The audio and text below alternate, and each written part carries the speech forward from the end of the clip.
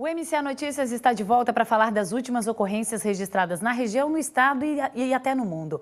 As fortes chuvas do fim de semana causaram estragos e deixaram pelo menos 2.200 pessoas desalojadas em Penha, no litoral norte de Santa Catarina. A Defesa Civil passou o domingo vistoriando as áreas atingidas na cidade. 6 pontes foram danificadas ou destruídas e 135 ruas foram atingidas, afetando 6.800 pessoas indiretamente, além das 980 famílias que precisaram ser retiradas de casa. Segundo o coordenador regional da Defesa Civil, Johnny Eurico Coelho, o grande volume de chuva aliado à maré alta foram os responsáveis pela situação no município. A prefeitura preparou 4 abrigos para atender os desalojados. A orientação é para que os moradores atingidos procurem a Defesa Civil ou os bombeiros, que tomarão as providências cabíveis em cada caso. Os telefones para contato são 9219-5325 ou 3345-1001. E Caçador, no oeste catarinense, foi a segunda cidade de Santa Catarina a decretar situação de emergência por causa da chuva neste fim de semana. O decreto de situação de emergência foi emitido no fim da tarde de ontem, quando foi confirmado pelo menos 637 pessoas atingidas por estragos causados pela chuva. De acordo com o balanço da Coordenadoria Regional da Defesa Civil da cidade, 223 casas foram atingidas pela enxurrada, que caiu na noite de sábado. Uma precisou ser interditada para garantir a segurança dos moradores. Durante todo o domingo, técnicos da Defesa Civil estadual vistoriaram as casas atingidas para contabilizar os estragos.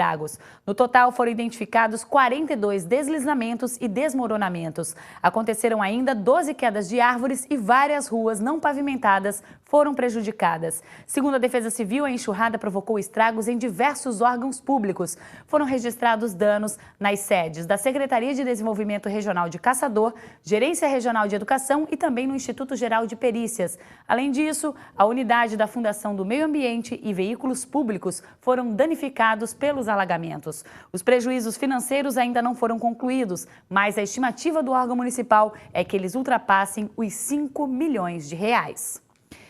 E um homem catarinense morreu a bordo do navio Empress, que chegou hoje de manhã a Itajaí. Quem traz mais informações é a repórter Tamires Garcia. Boa tarde, Luciana. Boa tarde a todos. E de acordo com a assessoria do Porto e os agentes de viagem, o homem teria falecido nesta sexta-feira. Ele tinha 56 anos e era natural de Blumenau. A morte teria sido causada por um ataque cardíaco que aconteceu a bordo do cruzeiro. Este navio veio de Santos e passou por Montevidéu e Buenos Aires. A família de Blumenau vai recepcionar o corpo que foi desembarcado aqui no pier de Itajaí. Luciana? Obrigada, Tamires. E agora vamos falar das notícias internacionais.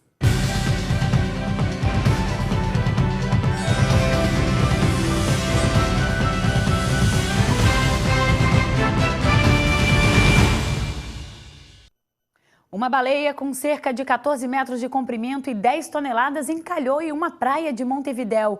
O animal aparentemente já estava morto. O corpo de uma baleia apareceu neste fim de semana em uma praia de Montevidéu.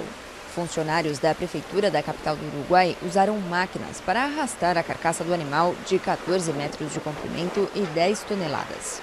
A baleia franca austral, facilmente encontrada no litoral do Rio Grande do Sul, é chamada em inglês de right whale, ou baleia certa, por ser uma espécie lenta, de hábitos costeiros e com uma camada grossa de gordura, ou seja, ideal para caçar. O animal, que pode viver mais de 60 anos, foi muito cobiçado do século 17 ao 19 pelo valor do óleo e das barbas, elásticas e ricas em queratina. Os filhotes nascem com cerca de 6 metros de comprimento e até 5 toneladas. As fêmeas são maiores do que os machos. Elas podem chegar a 18 metros e 55 toneladas. Entre as ameaças à espécie estão as redes de pesca e os choques com embarcações. Outro perigo é o turismo voltado para a observação, por causa da aproximação dos barcos e da falta de fiscalização.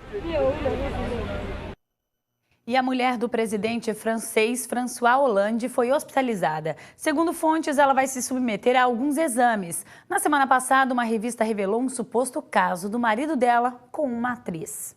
A primeira-dama da França, a jornalista Valérie Trierweiler, de 48 anos, está desde a última sexta-feira hospitalizada. Fontes disseram que a internação é para que ela possa descansar e também fazer alguns exames. A hospitalização ocorreu depois que a revista Closer revelou que o marido dela, o presidente François Hollande, tem um romance secreto com a atriz Julie Gaillet. Sem desmentir as informações, Hollande lamentou profundamente que sua vida pessoal fosse alvo de especulações e lembrou que ele tem direito de vivê-la como qualquer cidadão. O chefe de Estado também anunciou que vai examinar possíveis medidas a serem tomadas, incluindo as judiciais. Ainda de acordo com fontes, a primeira-dama da França deve ter alta nesta segunda-feira. E o Papa Francisco batizou crianças no Vaticano, incluindo o filho de uma mãe solteira.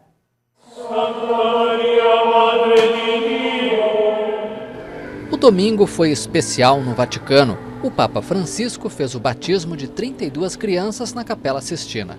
A cerimônia, uma tradição no Vaticano, geralmente é para filhos de funcionários locais, mas neste ano Francisco também convidou outros pais. Um casal de militares italianos que assistiu a uma audiência geral do Papa há vários meses havia pedido a Francisco que batizasse sua filha Giulia e ele aceitou. Mas quando enviaram os documentos ao Vaticano, ficou claro que haviam contraído apenas um matrimônio civil. Isso não impediu que o Papa fizesse o batismo.